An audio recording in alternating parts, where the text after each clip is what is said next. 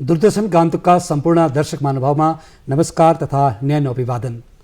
आदरणीय दर्शक महानुभाव, हामी भारतवासीको निम्ति 28 तारिक फरवरीको दिन अति नै महत्त्वपूर्ण दिन हो र जुन दिन हाम्रा एकजना वैज्ञानिक भनौँ हैन, भौतिक विज्ञानी सीवी रमन, जसले एउटा महत्त्वपूर्ण काम गर्नुभएको छ, रमन इफेक्टको खोज गरेर घोषणा गरिएको छ र यसै उपलक्ष्यमा 28 तारिक फरवरीको दिनलाई हामीले यो विज्ञान दिवसको रूपमा पालन गर्दछौँ र यसका महत्त्वपूर्ण विषयबारे आज हामीले दुईजना व्यक्तित्वहरूलाई हामीले हाम्रो स्टुडियोमा निम्त्याएका छौँ। उहाँहरूबाटै यसको समग्र जानकारी दिनेछौँ र आज हामीसित सिक्किम सरकारको हर्टिकल्चर डिपार्टमेन्टका additional director Shri BL Dahal sir हामीसित हुनुहुन्छ। हजुरलाई स्वागत, नमस्कार। नमस्कार। यसरी नै हामीसित वेस्ट पोइन्ट सिनियर सेकेन्डरी स्कुलका physics PGT Shri Deepak Dhakal sir आज हामीसित हुनुहुन्छ। हजुरलाई पनि स्वागत, नमस्कार। नमस्कार। र विशेष आज हजुर फिजिक्स पिजिटी भएको हैसियतमा अनि हाम्रो डाक्टर सीवी रमन पनि फिजिक्सबाट नोबेल पुरस्कार प्रापक पहिलो देशका व्यक्तित्व अघि र उहाँले आविष्कार गर्नुभएको रमन इफेक्टमाथिको खोजमाथिको चर्चामा र आज हामी नेसनल साइन्स डे जसलाई हामी पालन गर्छौँ यस सन्दर्भमा हामी चर्चा गर्नेछौँ। र वास्तवमा नेसनल साइन्स डे कहिलेदेखि कसरी यसलाई पालन गर्न सुरु गरियो, हजुरबाट जानकारी पाउनु।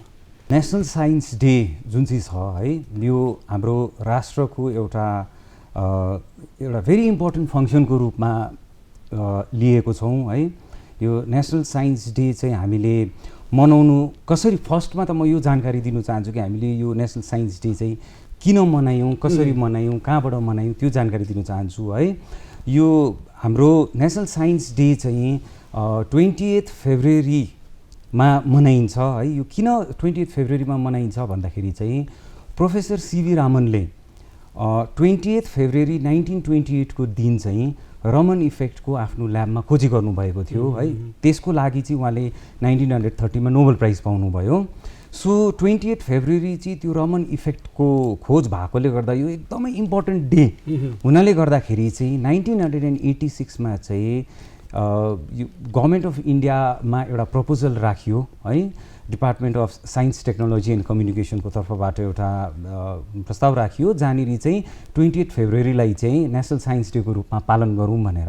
र 1987 देखि चाहिँ नेसनल साइन्स डे सेलिब्रेट गर्नु थालिएको, यो निरन्तरै त्यहाँदेखि सेलिब्रेट भएर आइरहेको छ। आजको दिन पनि नेसनल साइन्स डे हामी 28 फेब्रुअरीमा प्रोफेसर सीवी रामनको कामलाई लिएर उहाँले दिनुभएको भौतिक विज्ञानमा फिजिक्सपट्टिको कन्ट्रिब्युसन, हाम्रो इन्डियन साइन्टिफिक कम्युनिटीलाई दिनुभएको कन्ट्रिब्युसन, त्यो सब चिजलाई ध्यानमा राखेर चाहिँ हामी 28 फेब्रुअरीमा यो नेसनल साइन्स डेको पालन गर्दै आइरहेको छौँ। हजुर, र विशेष हामी यस्तो धरतीमा बस्छौँ होइन, पृथ्वी जहाँ मात्र हामी मानव प्राणी जीवित रहन सक्छौँ र मानव लगायत हाम्रा उद्भिदहरूको लागि र अन्य प्राणीहरूको लागि मात्रै यो स्थल अति नै महत्त्वपूर्ण र हाम्रो स्वास्थ्यको निम्ति लाभप्रद छ होइन। र हजुर हर्टिकल्चर डिपार्टमेन्टबाट हुनुहुन्छ र यसपल्टको थिम पनि राखिएको छ integrated approach in science and technology for a sustainable future भनेर जनाइएको छ। भन्नुको अर्थ चाहिँ दिगो भविष्यको लागि विज्ञान र प्रविधिको एकीकृत दृष्टिकोण भनेर यसमा जनाइएको छ। त हामी संसारमा पहिलो कुरा त बाँच्नको निम्ति खानुपर्ने हुन्छ, अनि मात्र हामीले हाम्रा संसारका लागि, चराचर जगतका लागि हामी सोच्न सक्छौँ। पहिलो हामीले पेटको लागि काम गर्नु पर्यो, बाँच्नु पर्यो, जसको लागि अन्न उपार्जनका कुराहरू पनि छन् र यसमा विज्ञान एवं प्रौद्योगिकीको बहुतै ठुलो महत्त्वपूर्ण भूमिका छ। र भारत खण्डलाई हेर्नुपर्दा अनि सिक्किम राज्यलाई हेर्नुपर्दा यस परिप्रेक्ष्यमा अब हामीले विज्ञानसँग जोडिएर कसरी अन्न उत्पादन गर्नुपर्ने, के कस्ता तकनिकीलाई अपनाउनु पर्ने, यसका व्यवस्थापनमा कस्ता पहलहरू अगाडि बढ्दैछ होला त। विज्ञान दिवसको उपलक्ष्यमा सबैलाई हार्दिक अभिवादन टक्राउँदै, विज्ञानको क्षेत्रमा कृषिले निकै नै तरक्की गरेको छ र यो हाम्रो ग्रिन रेभोल्युसनदेखि नै जति बेला हाम्रो बङ्गाल फ्यामिन जस्ता अनिकालहरू आए त्यसलाई निवारण गर्नुको लागि विभिन्न देशमा विभिन्न प्रकारको खेतीमा नयाँ टेक्नोलोजीहरू अपनाइयो र अहिले आएर अब विज्ञान खेतीमाथि एउटा यस्तो भयो कि खेती चाहिँ अब हामीलाई अन्न नखाइकन हामी सृष्टि नै चल्दैन। तर पनि अहिलेको युगमा हाम्रो युवाहरू चाहिँ खेतीदेखि एग्रिकल्चरदेखि विमुख भएर टाढा गइरहेको स्थितिमा अहिले विज्ञानले फेरि ती युवाहरूलाई, ती एजुकेटेड युथहरूलाई चाहिँ कृषिपट्टि आकर्षण गर्नका लागि विभिन्न प्रकारका योजनाहरू सुरु गरेको छ, जसमध्ये हामी भन्न चाहन्छौँ कि नयाँ नयाँ भेराइटी, नयाँ नयाँ जातका, उन्नत जातका, सर्ट ड्युरेसन, थुप्रो बिमार, इभन नेचरल क्यालामिटी जस्तो हावाहुन्डीदेखि रेसिस्टेन्ट भेराइटीहरू, यी भेराइटीहरू डेभलप भएका छन्। सँगसँगै त्यो सँगसँगै अहिले नयाँ तकनिकीहरू, जस्तो अब हाम्रो ल्यान्ड लिमिटेड छ, ल्यान्डलाई हामी बढाउन सक्दैनौँ, तर त्यो ल्यान्डको हामी अर्को तरिकाले सदुपयोग गर्न सक्छौँ, जसमध्ये एउटा नयाँ कन्सेप्ट सहरवासीहरूका लागि भर्टिकल फार्मिङ भनेर हामीले भित्तालाई पनि भर्टिकल गार्डन जस्तो बनाएर त्यहाँ पनि विभिन्न प्रकारको फल सब्जीहरूको हामी, फुलहरूको हामी उत्पादन गर्न सक्छौँ भने अहिले नयाँ आएर बिना माटो पनि हामी खेती निकाल्न सक्छौँ र त्यो पनि माटोमा भन्दा 4 गुणा छिटो र बेसी आम्दानी दिने। अच्छा, जस्तो हामीले हाइड्रोफोनिक्स गऱ्यौँ भने, हाइड्रोफोनिक्सको तकनिक अपनाएर गऱ्यौँ भने हामीले पानीबाट मात्रै, त्यो पानीमा हामीले न्युट्रिएन्ट लगाउनु पर्यो र त्यो न्युट्रिएन्टबाट उयो भएर बेसी उत्पादन दिने।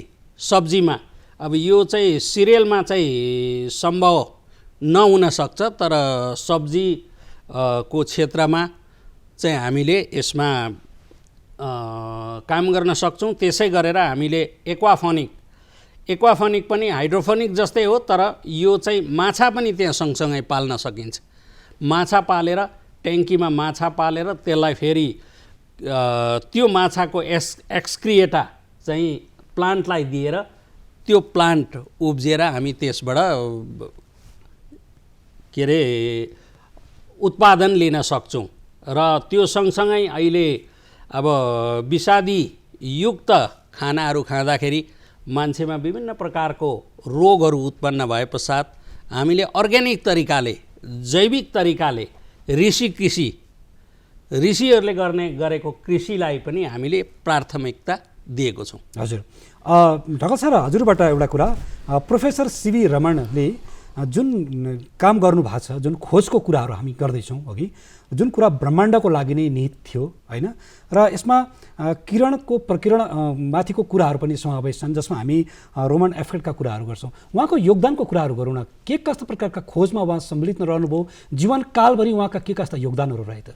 अच्छा, प्रोफेसर सीवी रामनको चाहिँ लाइफ हेऱ्यो भने चाहिँ है, उहाँको जन्म 7 नोभेम्बर 1888 भएको, तर उहाँ एकदमै एउटा के भन्नु, अब एकदम भाग्यमानी नै सोचौँ होला उहाँलाई। उहाँको लकिली उहाँ यस्तो फ्यामिलीमा जन्मिनु भयो, उहाँको पिता फिजिक्स र म्याथ्सको लेक्चरर हुनुहुन्थ्यो।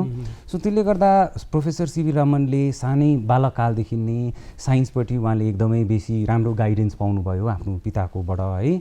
उहाँले 16 वर्षको उमेरमा हुँदाखेरि प्रेसिडेन्सी कलेज मद्रासमा ग्रेजुएसन कम्प्लिट गर्नुभयो फिजिक्समा गोल्ड मेडलको साथमा है।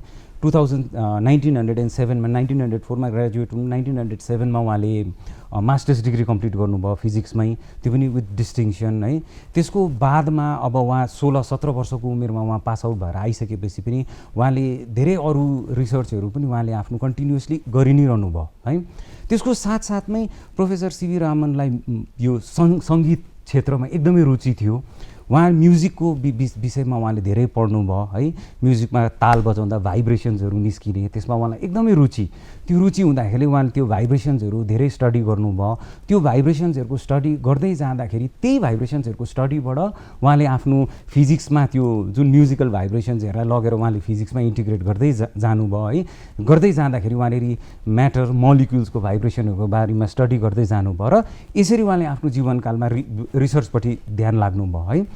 उहाँ चाहिँ फर्स्टमा चाहिँ इन्डियन सिभिल सर्भिसेसमा रेभेन्यू सर्भिसेसमा क्यालकाटामा उहाँले नोकरी पाएर जोइन गर्नुभयो। तर सिन्स प्रोफेसर सिभी रामन चाहिँ एकदम यो रिसर्च ओरिएन्टेड एकदम खोजमा उहाँलाई एकदम इन्ट्रेस्ट भएकोले गर्दाखेरि चाहिँ उहाँले इन्डियन एसोसिएसन अफ यो कल्टिभेसन फर साइन्टिस्ट जुन चाहिँ एउटा इन्स्टिट्युट थियो क्यालकाटा युनिभर्सिटीको अन्डरमा, त्यसमा उहाँले गएर पार्टिसिपेट गर्नुभयो, त्यहाँ जोइन गर्नुभयो। त्यहाँ जोइन गरिसकेपछि उहाँले प्रोफेसरको रूपमा काम गर्नुभयो है। त्यो काम गर्दाखेरि उहाँले त्यहाँबाट चाहिँ उहाँले आफ्नो रिसर्च लाइफलाई अगाडि बढाउनु भएको। उहाँको विशेष गरी रिसर्चको काम उहाँले मोलिकुलर भाइब्रेसन्स है, लाइटको इफेक्ट, बत्तीले या उज्यालोले है गएर कुनै पनि प्योर फर्ममा भएको मेटेरियलमा कस्तो खालको इफेक्टहरू पार्छ त्यो विषयमा उहाँले ध्यान गर्नुभयो है। उहाँको एउटा इन्ट्रेस्टिङ फ्याक्ट हेर्दाखेरि चाहिँ प्रोफेसर सिभी रामनले एउटा आफ्नो कलेज डेजमा एउटा लेख लेख्नुभयो, रिसर्च पेपर है। त्यो रिसर्च पेपर आफ्नो प्रोफेसरसित लगेर डिस्कसन गर्दाखेरि आफ्नो प्रोफेसर एकदमै बिजी हुँदा उहाँले त्यो रिसर्च पेपर पठाइदिनु भयो ब्रिटिस सोसाइटीमा पब्लिकेसनको लागि। त्यो रिसर्च पेपर पब्लिस भएको बेलामा त्यति बेर जसले चाहिँ यो भाइब्रेसन स्क्याटरिङमा सबभन्दा बेसी काम गर्दै गरेको सर रेलिक भन्ने एकजना साइन्टिस्ट हुनुहुन्थ्यो। उहाँले त्यो रिसर्च पेपर पढेपछि चाहिँ उहाँ छक्कै पर्नुभयो क्या, यति साह्रो एक्युरेट चिज कसैले लेखेर पठाएको छ। उहाँले एउटा चिठी रिप्लाई क्या त्यो रिसर्चरलाई रिप्लाई लेख्दाखेरि चाहिँ उहाँले प्रोफेसर सिभी रमन भनेर लेख्नुभयो आफ्नो रिप्लाईमा। वेरेस प्रोफेसर सिभी रमन चाहिँ त्यति बेर एउटा स्टुडेन्टै मात्रै हुनुहुन्थ्यो। सो उहाँले यस्तो काम गर्नुभयो क्या आफ्नो त्यो युनिभर्सिटी डेज कलेज डेजदेखि नै उहाँले यस्तो काम गर्नुभयो जुन चाहिँ संसारले सबैजनाले मान्यो क्या उहाँको कामलाई। सो त्यसले गर्दा उहाँको एकदमै इन्डियन फिजिक्स कम्युनिटीलाई हेऱ्यो भने या इन्डियन साइन्टिफिक कम्युनिटीलाई हेऱ्यो भने उहाँको कन्ट्रिब्युसन एकदमै धेरै छ। त्यो पर्टिकुलर एरामा अरू पनि साइन्टिस्टहरू थिए इन्डियामा। प्राय साइन्टिस्टहरूले बाहिरको युनिभर्सिटिजहरूतिर स्कलरसिपहरू पाउँदा प्राय सबै बाहिर रिसर्च गर्नु आफ्नो काम गर्नु गए। तर प्रोफेसर सिभी रामन कहिले पनि बाहिर जानु भएन, यहाँ नै बसेर उहाँले रिसर्चको काम गर्नुभयो। त्यो रिसर्चको काम उहाँले क्यालकाटा युनिभर्सिटीमा गरिरहेको बेलामा आफ्नो एसिस्टेन्टसित चाहिँ उहाँले काम गर्दै जाँदाखेरि चाहिँ खासै कसरी यो भयो भन्दाखेरि चाहिँ यो काम गर्दै जाँदाखेरि चाहिँ उहाँले कतिवटा चिजहरूमा अलिक कन्फ्युजन भेट्नुभयो। एकखेप सिपमा चढेर ब्रिटेन एउटा कन्फरेन्सको लागि जाँदै गर्दाखेरि उहाँले मेडिटेरियनमा जाँदै गर्दाखेरि समुद्र एकदम निलो देख्नुभयो। त्यो समुद्र निलो देखेको बेलामा चाहिँ उहाँले सोच्नुभयो कि समुद्र निलो चाहिँ छ है, आकाश पनि त निलो छ। अनि आकाश किन निलो छ भन्दाखेरि चाहिँ रेलिकले एउटा फर्मुला दिएको थियो, उहाँले एउटा एक्सप्लेनेसन दिएको थियो जहाँले उहाँले भन्नुभएको छ लाइट चाहिँ आएर आकाशमा भएको आयन्सहरू सानो सानो पार्टिकल्सहरू जुन छ एटोमिक पार्टिकल्सहरू तिनीहरूमा ठोकिएपछि स्क्याटरिङ हुन्छ, इलास्टिक स्क्याटरिङ हुन्छ, लाइटको एनर्जी चेन्ज हुँदैन तर स्क्याटरिङ हुन्छ। त्यो स्क्याटरिङको प्रोसेसमा चाहिँ ब्लू लाइट सबभन्दा बेसी स्क्याटर हुन्छ र हाम्रो आँखामा पुग्छ, त्यसले गर्दा हामी आकाशलाई निलो देख्छौँ भनेर उहाँले भन्नुभएको थियो। उहाँ मेडिटेरियन सीमा ट्राभल गरेर जाँदै गरेको बेलामा चाहिँ रमनले सोच्नुभयो त्यो आकाशमा त पार्टिकल छ, स्क्याटरिङ भयो, त्यसले गर्दाखेरि यो निलो भयो। तर पानी त मोलिक्युल हो, मोलिक्युलमा त स्क्याटरिङ नहुनुपर्ने या त अर्कै फेनोमेनन हुनुपर्ने। त्यो उहाँले सोचेपछि चाहिँ उहाँले बुझ्नुभयो कि यहाँनिर कुछ अलग चिज छ भनेर। त्यो अलग चिजलाई उहाँले फर्केर आएर आफ्नो एसिस्टेन्टसित क्यालकाटामा ल्याबमा काम गरेको बेलामा उहाँले मजाले काम गरेर हेर्दाखेरि उहाँले के देख्नुभयो भन्दाखेरि चाहिँ लाइट जब कुनै पनि प्योर चिजमा लाइटको रेडिएसन आएर पस्छ, स्क्याटर गर्छ त्यसलाई, त्यो स्क्याटर गर्दाखेरि नर्मली लाइटमा केही चेन्ज आउँदैन।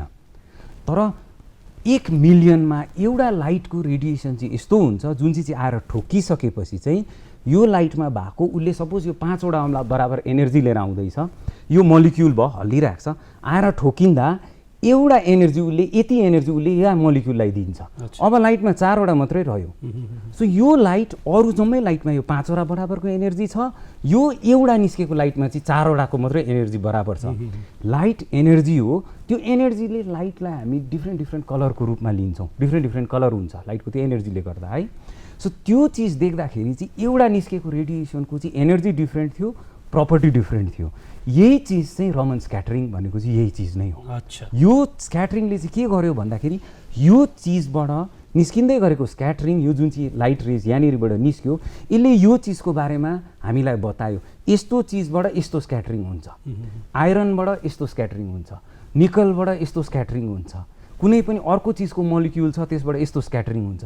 त्यो गर्दाखेरि चाहिँ फिजिक्समा त्यति बेर यो कुनै पनि चिजलाई स्क्याटरिङको थ्रुबाट आइडेन्टिफाई गर्ने कुनै पनि सिस्टम थिएन।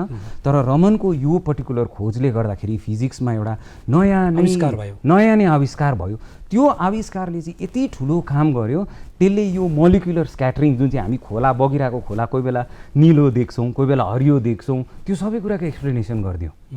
आकाशको रिफ्लेक्सन भनेर हेरौँ भने त आकाश निलो हुन्छ, खोला त कोही बेला हरियो पनि त हुन्छ है।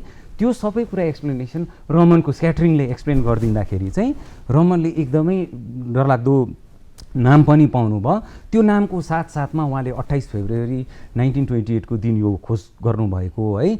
यो खोज गरिसकेपछि उहाँले पब्लिस गर्नुभयो। त्यो साथसाथमै त्यो पिरियडमा अरूले पनि यो कामहरू गरे, तर उहाँले प्रथम चाहिँ उहाँले पब्लिस गर्नुभएको थियो। यो कामले चाहिँ भौतिक विज्ञानमा एउटा रेभोल्युसन ल्यायो, नयाँ स्पेक्ट्रोस्कोपी नयाँ ब्रान्च ल्यायो है, नयाँ मेसिन्सहरू आविष्कार हुनुमा फ्युचरमा यसले बहुत ठुलो योगदान, बहुत ठुलो मद्दत गर्यो। सो त्यसले गर्दाखेरि चाहिँ उहाँलाई 1930 मा साइन्सको लागि, फिजिक्सको लागि नोबेल प्राइजसित पुरस्कृत गरियो है। त्यति मात्रै नभएर 1924 सालमै 1924 मै उहाँलाई ब्रिटिस रोयल सोसाइटीको मेम्बर बनाइयो। त्यति बेर इन्टरनेसनल लेभलमा हेऱ्यो भने साइन्सको सबभन्दा ठुलो कमिटी नै त्यही थियो, त्यसको मेम्बर बनाइयो। 1929 मा उहाँलाई नाइटहुड प्रदान गरियो, जो नाइटहुड प्रदान गरिसकेपछि कसैलाई पनि सर भनेर उयो गरिन्छ है, रेस्पेक्ट गरिन्छ, त्यो प्रदान गरियो। त्यति मात्रै नभएर उहाँले त्यो आविष्कार यो गरिसकिसकेपछि इन्डियन इन्स्टिट्युट अफ साइन्सेस जुन चाहिँ हाम्रो भारतवर्षको एउटा प्रसिद्ध रिसर्च सेन्टर है, इन्स्टिट्युट हो, त्यहाँनिर उहाँलाई एज अ डाइरेक्टर उहाँलाई अपोइन्टमेन्ट गरियो। उहाँले त्यहाँ बसेर धेरै वर्षसम्म काम गर्नुभयो। उहाँकै नाममा रमन इन्स्टिट्युट बेङ्गलोरमा जुन चिज छ त्यसको डाइरेक्टर बनाएर उहाँलाई पठाइयो। उहाँको कन्ट्रिब्युसनलाई हेर्दै गयौँ भने 1954 सालमा उहाँले भारत रत्न पनि पुरस्कृत हुनुभएको थियो। सो त्यस्तो प्रकारको मान्छे मानव उहाँ हुनुहुन्थ्यो। उहाँले साइन्सपट्टि जहिले पनि रुचि दिनुभयो, साइन्सपट्टि उहाँले जहिले पनि कन्ट्रिब्युसन दिनुभयो हो। सो यस्तो प्रकारले प्रोफेसर सीवी रमनले भारतवर्षमा साइन्सलाई अगाडि बढाउन बहुत ठुलो योगदान दिनुभएको। हजुर, त विज्ञान जगतमा सीवी रमणको योगदानमाथिका चर्चालाई तपाईँले आज जोड दिनुभयो र आज हामी विशेष गरेर राष्ट्रिय विज्ञान दिवसमाथि यो उहाँले गर्नुभएको आविष्कारक कुराहरूलाई एउटा सम्मान दिँदै यो दिवस पालन गरिएको छ। र आजको युग विज्ञान एवं प्रौद्योगिकीको युग हो होइन दाल सर। र बालकृष्ण समले एउटा लेख्नुभएको छ नि, ज्ञान मर्दछ हाँसेर रोई विज्ञान मर्दछ भनेको छ अघि। र ज्ञान र विज्ञानलाई समानान्तर ढङ्गले अगाडि लिएर जान सकियो भने मात्रै सबै कुराको सूत्रपात हुन्छ, त्यसको परिणाम सकारात्मक पाइन्छ भनिएको छ होइन। तर विज्ञानलाई मात्रै प्राथमिकता दियो भने, ज्ञान त्यहाँ सम्मिलित हुन सकेन भने त्यसको परिणाम उल्टा हुन्छ भनिएको छ नि। र हाम्रो आजको विज्ञान एवं प्रौद्योगिकीको युगमा आएर जस्तो सिक्किम राज्यलाई कुरा गरौँ, आज यहाँ एकापट्टि आइसिआर पनि छ, अर्कोपट्टि कृषि विज्ञान केन्द्र छ, अनुसन्धान केन्द्रहरू थुप्रो छन् होइन। सँगसँगै हर्टिकल्चर डिपार्टमेन्ट, एग्रिकल्चर डिपार्टमेन्ट, विभिन्न शाखा प्रशाखाहरू छन्। र यसले हाम्रो धरती चराचरको लागि, अन्न उत्पादनका लागि के कस्ता प्रकारका योजनाप्रद, विज्ञानप्रद कार्यक्रमहरूलाई अथवा ती तकनिकहरूलाई विस्तार गर्ने काममा अघि बढाइँदैछ, ताकि सीवी रमनको सपनाहरू पनि साकार हुनु पर्यो र भोलिको भविष्य पनि उज्जवल हुँदै जानु पर्यो। र ती तमाम कार्यक्रमहरूमा जति खर्च लागेको हुन्छ त्यसका परिणाम दोब्बर भएर जानु पर्यो, राम्रा सकारात्मक पहल हुनु पर्यो। यसमा के कस्ता कार्यक्रम छन् त? हाम्रो सिक्किममा विशेष गरेर सिक्किम राज्यमै रिसर्च इन्स्टिट्युटहरू धेरै कम छन् र रिसर्च इन्स्टिट्युट कम भएकोले गर्दाखेरि अब हामी डिपार्टमेन्ट, स्टेट डिपार्टमेन्टको मान्छे चाहिँ हामी चाहिँ एक्सटेन्सन वर्कर हौँ। अच्छा, हामी चाहिँ जति पनि कार्यक्रम आउँछ त्यो कार्यक्रमहरू फार्मर्स फिल्डमा लगेर फार्मर्सलाई एडप्ट गराउने काम हाम्रो। तर रिसर्च स्टेसन यहाँ अब 1-2वटा छन् र पनि त्यस्तो मजाले काम नगर्दाखेरि अब हामी we extension worker are the bridge between the research station and farmers field भनिन्छ। हामी चाहिँ एउटा साँगो। अब रिसर्च स्टेसनमा नयाँ जुन रिसर्च हुन्छ त्यसलाई लगेर हामीले फार्मर्स फिल्डमा एडप्ट गराउनु पर्ने। तर अब यहाँनेरि अब त्यस्तो साह्रो रिसर्चको कामहरू भएको छैन र पनि अब हाम्रो जस्तो अब यो हिल्ली टेरेन भयो सिक्किम, यहाँ विभिन्न प्रकारको प्लेनसँग सम्मिलित विभिन्न जातका भेराइटीहरू यहाँ एडप्ट हुँदैनन्। त्यसले गर्दा हामीले सबभन्दा पहिला चाहिँ हाम्रो थुप्रो अल इन्डिया बेसिसमा रिसर्च स्टेसनहरू छन्। त्यहाँबाट हामी अब जस्तो बिजनहरू, सिडलिङहरू, सिडहरू ल्याएर आइसिएआरले, केबिकेले फर्स्टमा ट्रायल गर्छ। 3 वर्षको ट्रायल गरेपछि उनीहरूले एडप्टिबिलिटी हेर्छ, यहाँ एडप्ट हुन सक्छ कि छैन, सक्दैन, यहाँको इन्भाइरोमेन्ट त्यसको लागि कन्जिनियल छ कि छैन। त्यो हेरे पश्चात यदि एडप्ट छ, सबै उसमा चाहिँ ठिक छ भने हामी त्यहाँबाट लगेर फार्मर्स फिल्डमा त्यसलाई हामी एडप्ट गराउँछौँ फार्मर्सलाई। अब सिधै हामीले फार्मर्स फिल्डमा लग्यौँ भने पनि भोलिको दिनमा त्यो फार्मर्सले लगाएर त्यो भएन भने चाहिँ उसको मेहनत खेर जान्छ र उसलाई सरकारले कम्पन्सेसन गर्नुपर्छ। र यो चाहिँ रिसर्च स्टेसनको चाहिँ मेन उद्देश्य नै त्यही हो। त्यहाँनिर ट्रायल गर्नु पर्यो, त्यहाँबाट रिसर्च गर्नु पर्यो, नयाँ भेराइटी रिलिज गर्नु पर्यो। जस्तो तलको भेराइटीलाई ल्याएर यहाँ हाइब्रिडाइजेसन गरेर त्यसलाई नयाँ भेराइटी निकाल्नु पर्यो। तर अब खासै चाहिँ त्यस्तो अब काम हुन सकेको छैन र हुनसक्छ आउने दिनहरूमा हाम्रो नयाँ नयाँ साइन्टिस्टहरू, युवाहरू आएर चाहिँ हाम्रो नयाँ भेराइटीहरू रिलिज हुन सक्छन्। र आइसिआरको र केबिकेको मेन म्यान्डेट भनेकै रिसर्च ट्रायल गरेर त्यसको रिजल्ट स्टेट गभर्मेन्टलाई दिएर स्टेट गभर्मेन्टको मेसिनरीले फार्मर्स फिल्डमा लगेर त्यसलाई एडप्ट गराउने, विस्तार गर्ने। ढकाल सर, आजको यो सन्दर्भलाई किन जोड्न खोज्दैछौँ भने हामीलाई कोभिड-19 कोरोना भाइरसले हामीलाई त्रासादीमा ल्याइसकेको छ। यो अवस्था आज पनि छ, भोलि कस्तो यी दिनहरू अवस्थाहरू आउने हुन् त्यो हामीलाई थाहा छैन, होइन? र यसले कारण यसपल्टको थिम पनि छ दिगो भविष्यका लागि विज्ञान प्रविधिमा एकीकृत दृष्टिकोण भनिएको छ, होइन? र यसको लागि आजको साइन्स एन्ड टेक्नोलोजीले दिएको दशा र दिशा कस्तो पाउनुहुन्छ? अच्छा, यो हेर्नुहोस् न, अब यो तपाईँले जुन प्रश्न सोच्नुभयो नि त्यसको उदाहरणकै रूपमा हामी यो कोरोना महामारीलाई नै लिउँ न, है। कसले सोचेको थियो 2020 सालभन्दा अगाडि कि हामीले यस्तो पनि दिन देख्नेछौँ जब घरबाट बाहिर निस्किनु चाहिँ समस्या, हामीलाई हाम्रो कामै हुँदैन घरबाट बाहिर नगइकन, सबै कुरा घरबाट बाहिर गएपछि मात्रै काम हुन्छ नि। तर यस्तो दिन पनि आयो जब हामीले घरको दैलो सबै बन्द गरेर घरभित्र बस्नु पर्यो, है। त्यो दिनमा चाहिँ त्यो भएको दिनमा हामी घरमा बन्द भएर भएको दिनमा संसार त चल्यो, समय चल्यो, सबै कुरा चलेर गयो, है। त्यो चलाउनको लागि चाहिँ कति ठुलो कन्ट्रिब्युसन चाहिँ साइन्स एन्ड टेक्नोलोजीले त्यति बेला दियो, हेर्नुहोस् है। अब जस्तै एउटा साधारण उदाहरण दिन्छु नि म तपाईँलाई, है। म अब स्कुलमा पढाउँछु, है। 2 वर्षसम्म नानीलाई पढाउन नपाएको भएदेखि आज त्यो नानीको स्थिति के हुन्थ्यो? उसको उमेर त रोकिएर बस्ने थिएन, उमेर त बढेरै जाने थियो, है। कुनै पनि नानीलाई पढेर त्यो आफ्नो समयमा उसले ज्ञान प्राप्त गर्न सकेन र त्यो समय बितेर गइसक्यो भने त्यो नानीलाई त्यो ज्ञान फेरि सिक्न पनि समस्या हुन्छ, हो। सो त्यसले गर्दाखेरि त्यति बेर यो अनलाइन एजुकेसन कति ठुलो काम गर्यो, मोबाइल टेक्नोलोजी त्यसले कति ठुलो काम गर्यो, इन्टरनेट फेसिलिटी त्यसले कति ठुलो काम गर्यो, हाम्रो जति पनि अनलाइन रिसोर्सेसहरू एभाइलेबल छ कति ठुलो काम गर्यो, है। टेक्नोलोजीले चाहिँ काहीँ न काहीँनिर गएर चाहिँ त्यो फ्युचरको लागि क्या सस्टेनेबल फ्युचर भन्ने शब्द जुन चाहिँ छ नि त्यो फ्युचरको लागि चाहिँ काम चाहिँ निरन्तर गरेर आइ नै रहेको रहेछ।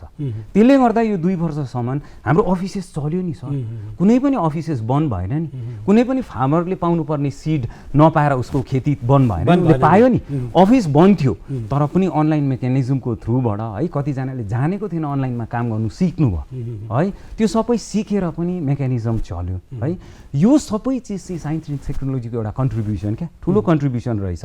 अझै एउटा यस्तो इन्ट्रेस्टिङ कुरा चाहिँ के भन्दाखेरि नि एउटा सानो रिसर्च इन्स्टिट्युटले कोभिडको भाइरसको डिएनए आइडेन्टिफाई गर्यो, अलिकति ठुलो रिसर्च सेन्टरले त्यो डिएनएलाई स्टडी गर्यो, हो। अलिकति ठुलो रिसर्च सेन्टरले त्यो डिएनएलाई क्रप गर्ने, कसरी त्यसको इफेक्टलाई कम्ती बनाउने त्यसको लागि सेरम बनायो। त्यो सेरम त्यसले हायर इन्स्टिट्युटलाई दियो, त्यो टेक्नोलोजी हायर इन्स्टिट्युटलाई दियो र त्यो हायर इन्स्टिट्युटलाई टेक्नोलोजी दिँदा के भयो, त्यो हायर इन्स्टिट्युटले लार्ज स्केलमा त्यो सेरम बनायो र आज हामी सबैजना कोरोना भाइरसको भ्याक्सिन पायौँ। हेर्नुहोस् है, काम तल सानो जग्गाबाट सुरु भयो तर पुग्यो आज हामी संसारभरिको मान्छेलाई है। यो चाहिँ इन्टिग्रेसन अफ टेक्नोलोजी चाहिँ यहाँनिर छ। हेर्नुहोस् है, साइन्स एन्ड टेक्नोलोजीलाई इन्टिग्रेट यसरी भयो नि, सानो चिजलाई लगेर ठुलो चिज गर्दै इन्टिग्रेट गर्यो, फ्युचरलाई सस्टेन गर्यो। आज कोरोना भाइरसको भ्याक्सिन नहुनु हो भने सायद आजको दिनको सिचुएसन डिफ्रेन्ट हुन्थ्यो। त्यही भ्याक्सिनले गर्दाखेरि आज हाम्रो सिचुएसन डिफ्रेन्ट छ हो। हेर्नु, साइन्स एन्ड टेक्नोलोजीले इन्टिग्रेसन यसरी गर्यो। त्यसरी नै यो integration of science and technology भन्ने चिज चाहिँ क्या बहुत वर्ष अगाडिदेखि नै चलेर आइरहेको चिज हो। जस्तै द कन्सेप्ट अफ यो स्मार्ट सिटी, स्मार्ट भिलेजेस भनिन्छ है, स्मार्ट स्कुल्सहरू भनिन्छ। यो सबै टेक्नोलोजीहरू चाहिँ इन्टिग्रेट गरेर ल्याएको नै यसकै लागि हो। सो साइन्स एन्ड टेक्नोलोजीले इन्टिग्रेट गरेर टेक्नोलोजीलाई अगाडि बढाएर लिएर जाँदैछ है। अब यसको फ्युचर चाहिँ कहाँनिरसम्म छ भनेर हेर्नु पऱ्यो भने चाहिँ नि यसको फ्युचर एन्डलेस हो नि। टेक्नोलोजीलाई हामीले कुनै एउटा सीमा दिउँ भने त सकिजान्छ नि हो। टेक्नोलोजी भन्ने चिज यस्तो हो जो चाहिँ आज मोबाइल फोन छ, भोलि सायद अर्कै चिज होला, असीमित छ। पर्सि गएर घरमा म एउटा क्युबमा बस्छु, बटन थिच्दा 10 मिनटमा म मेरो अफिसमा पुग्छु। अहिले मलाई 1 घन्टा लाग्ने अफिसमा म 10 मिनटमा पुग्छु है। विज्ञानले त यही स्पिडमा ग्रोथ गरेर अगाडि बढेर गइरहेको छ हो। सो त्यसले गर्दा त्यो यहाँसम्म पुग्छ भनेर चाहिँ अब भन्न सकिँदैन है। तर यो सबै चिज आज यो संसार चलिरहनु, सबै चिज आज जे भइरहेको छ नि, यो कोरोनाले त हामीलाई एउटा यति ठुलो शिक्षा दियो क्या। Integration of science and technology भन्ने कुरा चाहिँ यति ठुलो ज्ञान दियो हो। यो भइ नै रहेको रहेछ, अहिले पनि सम्पूर्ण चिजमा भइ नै रहेको छ र फ्युचरमा त डेफिनेटली हो अझै गर्नुपर्छ हामीले यसलाई। आज यसमा म अलिकति एड गर्छु। अब एग्रिकल्चरमा पनि अब साइन्स एन्ड टेक्नोलोजीले ठुलो भूमिका खेलेको छ। त्यसमा जस्तो अब अहिले टिस्यु कल्चरको उयो, अब हामी हाम्रोमा बिजन हुन्छ, त्यो बिजन सीमित हुन्छ, तर टिस्यु कल्चर माध्यमबाट चाहिँ हामीले एउटा सेल्सबाट, एउटा टिस्युबाट लाखौँ लाख मल्टिप्लिकेसन गर्न सक्छौँ। अच्छा। र यो पनि एउटा उयो हो। र अर्को अहिले कोल्ड स्टोरेज बनियो, विभिन्न प्रकारको भण्डारणहरू बनियो। आज त्यो कोल्ड स्टोरेज थिएन भने अब यो महामारीको टाइममा पनि हामीलाई बहुत खाद्यान्नको समस्या पर्ने थियो। र यो सबै अब साइन्सले नै अहिले यहाँसम्म हामीलाई पुर्याएको छ। आजको चर्चामा हामीले आधा घन्टाको समयमा सबै कुरा समेट्न गाह्रै पर्छ है। र डाक्टर सीवी रमणले गर्नुभएको विज्ञान जगतको फिजिक्स क्षेत्रमा गर्नुभएको जुन योगदानको कुराहरूलाई हामीले कदर गऱ्यौँ र उहाँले जुन महत्त्वपूर्ण काम गर्नुभएको छ ती कामहरूले गर्दा नै आज ब्रह्माण्डमा हाम्रो यस धरातलमा धेरै प्रकारका विभिन्न अरू अनुसन्धान गर्न धेरै सजिलो साबित भएको हजुरले जानकारी दिनुभयो। र हाम्रो कार्यक्रमलाई पनि यतिमै विसर्जन गर्छौँ किनकि हाम्रो निर्धारित समय पुरा भएको छ। आदरणीय दर्शक महानुभाव, विज्ञानको युगमा आज हामी छौँ, प्रविधिको युगमा आज हामी छौँ, तकनिकीको युगमा आज हामी छौँ र यी संसाधन बिना, यी तकनिकी बिना संसारका कुनै हदमा पनि हाम्रो जीवनका पाइलाहरू अगाडि बढ्न सक्दैनन्। बिहान लागेको अलार्मदेखि अन्तमा सुत्दाखेरि बेडरुमको स्विच अफ गरुन्जेलको बत्ती निभाउन्जेलसम्मको काम विज्ञानले गर्ने गर्छ, त्यो तकनिकीले गर्ने गर्छ भने त्यो तकनिकीको साधन बिना हाम्रो जीवन पनि सम्भव छैन। यसर्थ गरेर त्यो तकनिकलाई सही आधारमा हामीले सदुपयोग गर्नुपर्ने आवश्यकता पनि छ। अनि तकनिकीलाई ज्ञानसँग जोडिएर हामी अघि बढ्यौँ भने मात्र हाम्रो ब्रह्माण्डका सम्पूर्ण क्रियाकलापहरू सही प्रकारले सञ्चालन हुने हो, नत्र भने यहाँ लथालिङ्ग र भतामुङ्गको अवस्था पनि सिर्जना हुन सक्छ। यसर्थ हामीले विज्ञान र ज्ञानलाई सम्मिलित गरेर अगाडि बढौँ, यही धारणा हाम्रो डाक्टर सीवी रमणले बोक्नुभएको थियो। र आउँला भविष्यका हाम्रा ध्रुवताराहरूले पनि, हाम्रा वैज्ञानिकहरूले पनि यी कार्यक्रमहरूलाई सफलतापूर्वक अघि बढाउन सकुन् भन्ने कामनासँगै हाम्रो कार्यक्रम यही विसर्जन गर्दछौँ। र हजुरहरू आजको यस चर्चामा आइदिनु भयो र महत्त्वपूर्ण विषयमा भाग लिनु भएकोमा हाम्रो पक्षबाट धेरै धेरै धन्यवाद छ। हजुरहरूलाई नमस्कार।